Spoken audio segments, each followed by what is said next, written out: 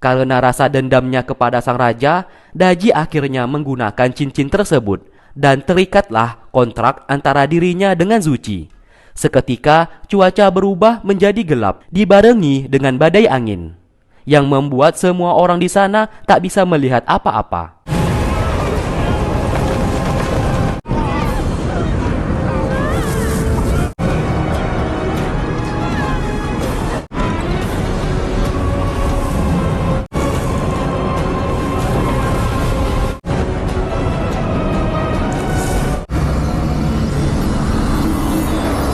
Zuci langsung masuk ke dalam cincin tersebut dan menguasai tubuh Daji.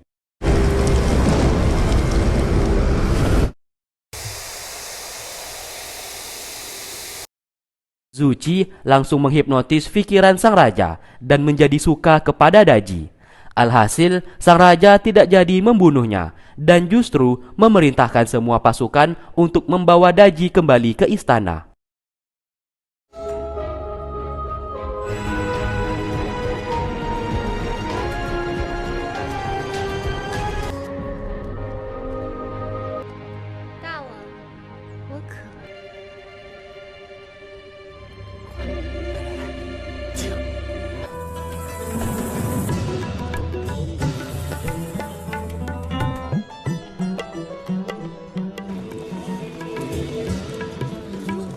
Fei Zong sangat terkejut akan perubahan sikap sang raja yang sangat mendadak. Di tengah kota, Ziya yang menunggu kedatangan Yang Jian akhirnya bertemu. Ia mencoba menahannya supaya tidak masuk ke dalam istana. Ia berkata, Yang Jian harus menjadi lebih kuat terlebih dahulu supaya bisa membunuh sang raja. Dengan kondisinya saat ini, sangat mustahil bisa membawa adiknya kembali. Jangankan untuk membunuh, menyentuh ujung kaki sang raja sangat mustahil dilakukan oleh Yang Jian. Namun, Yang Jian tidak peduli. Ia akan tetap pergi menyelamatkan adiknya karena ia juga tidak mengenal Ziya dan tidak ada urusan dengannya. Sesampainya ia di tempat eksekusi, ia sudah tidak melihat keberadaan adiknya di sana dan mengira Daji telah dibunuh. Amarahnya kian meluap saat melihat kepala ayah angkatnya tergantung di ujung tombak. Yang Jian menjadi sangat murka dan menghajar semua pasukan di sana supaya ia bisa masuk ke dalam.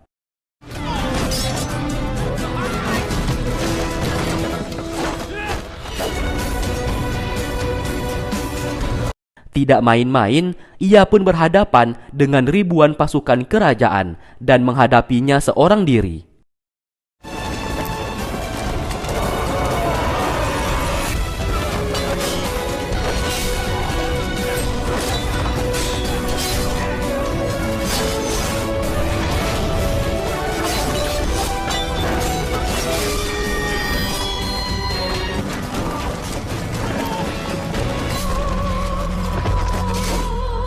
Saat berhasil masuk ke dalam, usahanya sia-sia karena Yang Jian tewas terbunuh di sana yang disaksikan langsung oleh Daji.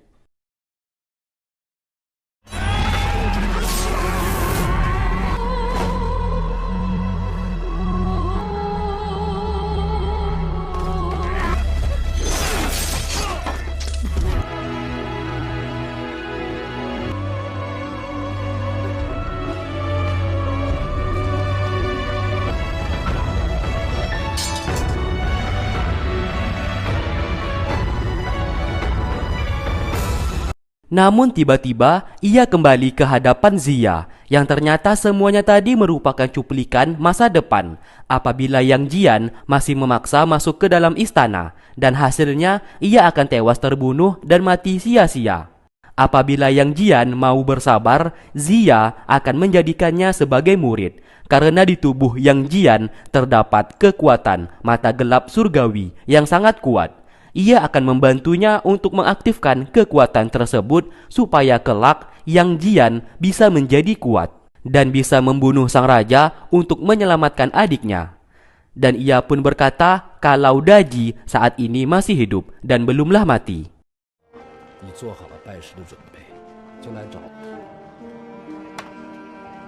Singkat cerita, permaisuri Fei Hun dihampiri oleh kedua selir dari sang raja yang mengatakan kalau sang raja telah menikahi Daji. Sontak, permaisuri Fei Hun sangat terkejut karena itu sangatlah tiba-tiba.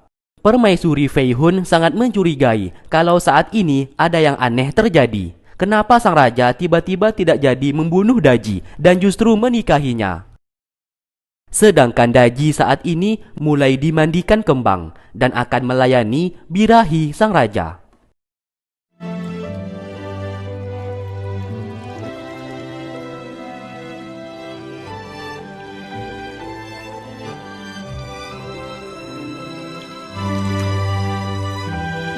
Akhirnya, dengan sangat terpaksa, Daji melayani sang raja di malam pertamanya dan memberikan kesuciannya. Hal itu ia lakukan supaya bisa lebih dekat dengan Xin, agar nantinya ia bisa membunuhnya.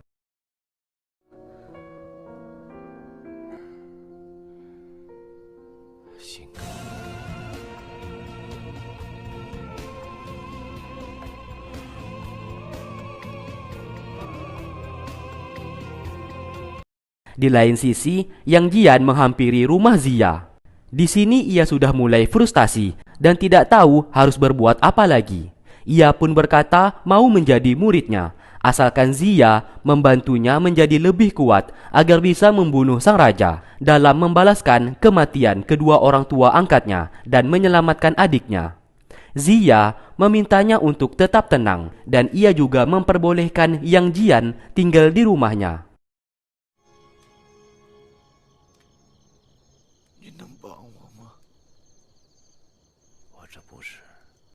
Setelah tidur dengan sang raja, Daji berencana membunuhnya.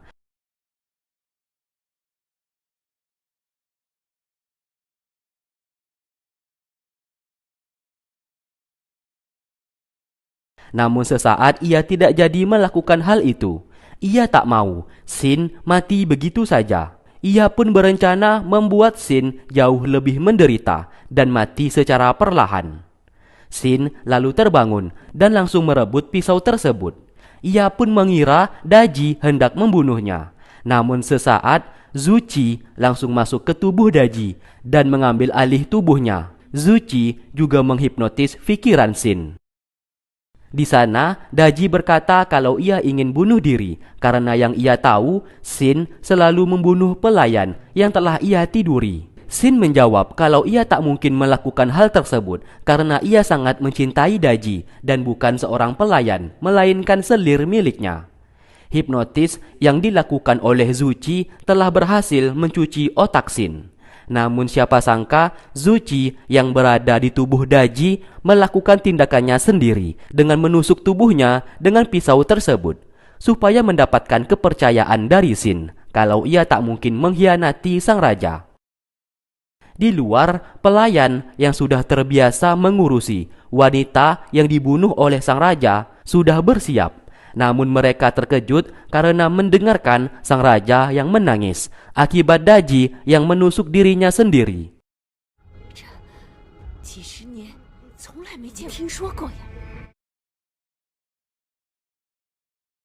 Daji saat ini tidaklah mati dan luka tusuk tersebut masih bisa disembuhkan. Xin menjadi sangat senang dan segera memanggil tabib untuk mengobatinya.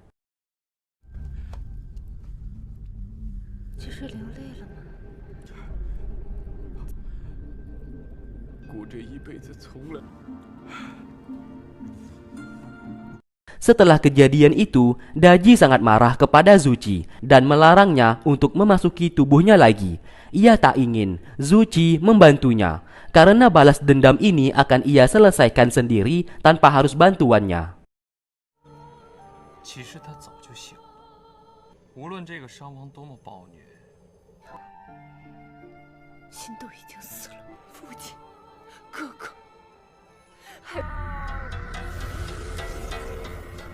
Tak lama kemudian, menteri kerajaan membacakan perintah dari sang raja kalau mulai hari ini Daji diangkat menjadi permaisuri dan status selirnya telah dicabut. Tidak hanya itu, Daji juga diberikan sebuah istana khusus untuk dirinya tinggal. Informasi itu terdengar langsung ke telinga permaisuri Fei Hun. Ia merasa aneh, baru beberapa hari Daji berada di istana langsung diangkat menjadi permaisuri. Ia pun merasa ada yang aneh saat ini dan akan menyelidikinya.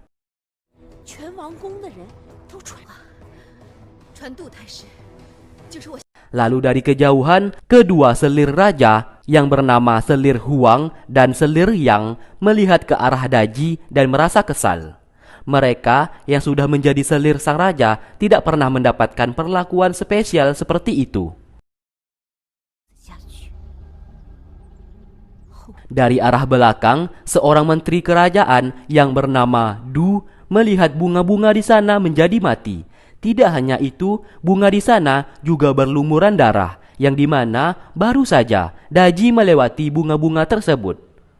Oleh karena itu, Du curiga kalau Daji merupakan seorang iblis. Hal tersebut langsung ia laporkan kepada permaisuri Fei Hun sambil menceritakan semua kejadian yang barusan terjadi.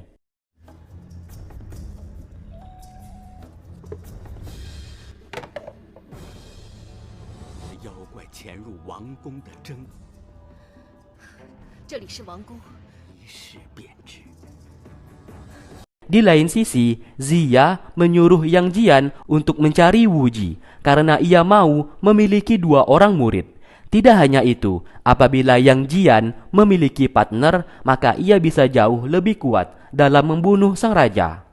Yang Jian saat ini tidak tahu keberadaan Wuji dan bagaimana caranya ia mencarinya. Sesaat, Ziya memberikan sebuah kendi yang berisikan arak terharum di muka bumi. Dan arak tersebut tidak akan habis meskipun dipinum secara terus-menerus. Ia memberikan arak tersebut agar Yang Jian bisa menemukan keberadaan Wuji. Kembali ke istana, permaisuri Fei Hun ingin membuktikan apakah Daji seorang iblis atau bukan. Ia pun membawa sebuah kotak yang berisikan bunga yang sudah mati dan berlumuran darah tadi, yang dimana kotak itu akan diberikan kepada Daji.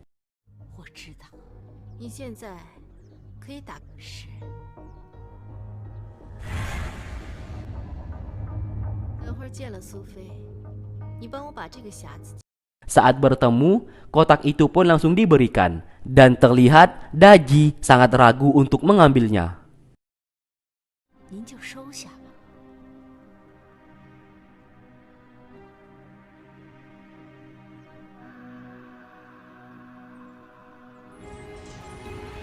Daji mau tidak mau menerima hadiah tersebut. Dari kejauhan, Zuci langsung membuat bunga itu mekar kembali. Sontak, permaisuri Fei Hun dan pelayannya sangat terkejut karena bunga yang seharusnya sudah mati kini hidup dan kembali mekar.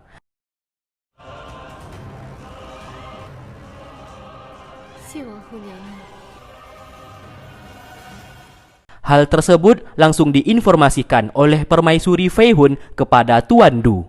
Tentu saja Tuan Du berkata kalau saat ini Daji adalah seorang iblis.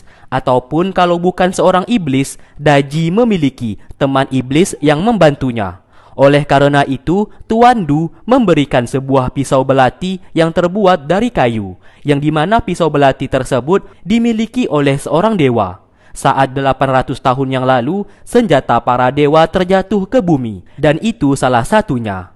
Permaisuri Fei Hun harus bisa menusuk Daji menggunakan pisau belati. Minimal, Daji harus memegangnya.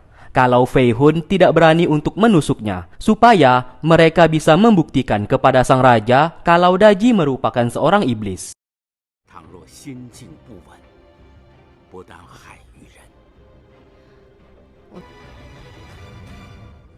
Di lain sisi, Wuji yang mencari kayu bakar mencium bau arak yang sangat harum yang berasal dari aliran sungai di sana. Di saat ia sentuh, memang benar aliran sungai itu memiliki bau harum dari minuman arak. Ia pun mengikuti arus sungai untuk mencari di mana sumbernya.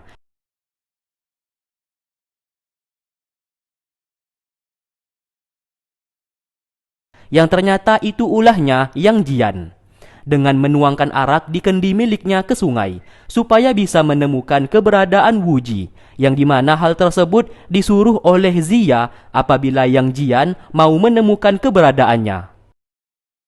Di sana, Yang Jian tanpa basa-basi memaksanya untuk ikut bersamanya menjadi murid oleh seorang guru yang bernama Ziya, karena guru Ziya menginginkan 2 orang murid. Awalnya, Wuji menolak karena ia tidak terbiasa menjadi seorang murid dan ingin hidup bebas. Alhasil, Yang Jian mengajaknya berduel. Apabila ia menang, maka Wuji harus mengikuti semua permintaannya. Mereka pun bertarung di sana. Siapapun yang terjatuh ke sungai ataupun keluar dari pijakan papan kayu di sana, maka mereka yang kalah.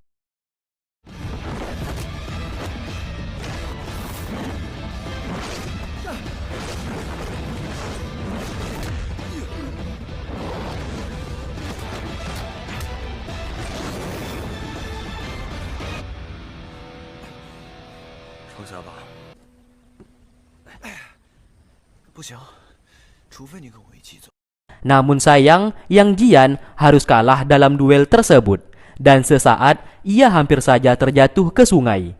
Wuji segera menyelamatkannya. Yang Jian memanfaatkan hal itu untuk menyerangnya dan membuatnya menjadi menang. Alhasil, Wuji mau tidak mau menerima permintaannya. 是我赢了，快说，你会同我去赵歌城？只有我俩一起才能把妲己救出来。兄弟齐心，方能成就大业。没事吧？啊？等会。 Di saat malam hari, Zuchi membuat onar. Ia pun mendekati salah satu pelayan istana kerajaan dan memberikan hadiah kepadanya dengan satu syarat. Pelayan itu harus memberikan jiwanya. Si pelayan yang tidak tahu apa-apa terhipnotis dengan perkataan dari Zuchi dan memberikan jiwanya. Alhasil ia pun tewas di tempat.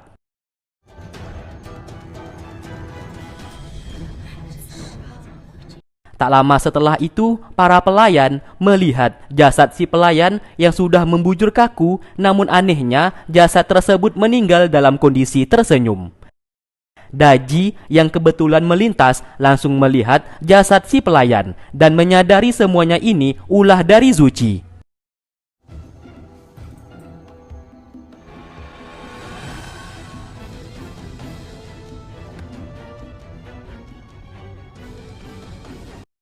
Ia pun langsung kembali ke kamarnya dan memarahi tindakan Zuchi yang main asal bunuh saja, karena perbuatannya itu suatu saat nanti akan dicurigai dan yang terkena getahnya adalah dirinya. Ia berkata, permaisuri Fei Hun saat ini sudah mulai curiga dengan dirinya.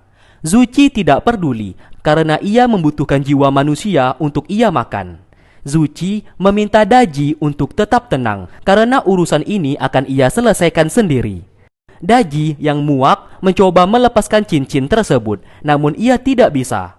Zuchi berkata, cincin itu tak akan bisa dilepaskan, kecuali ia yang memerintahkan Daji untuk melepaskannya, ataupun ia sudah mati. Maka otomatis cincin tersebut akan lepas dengan sendirinya.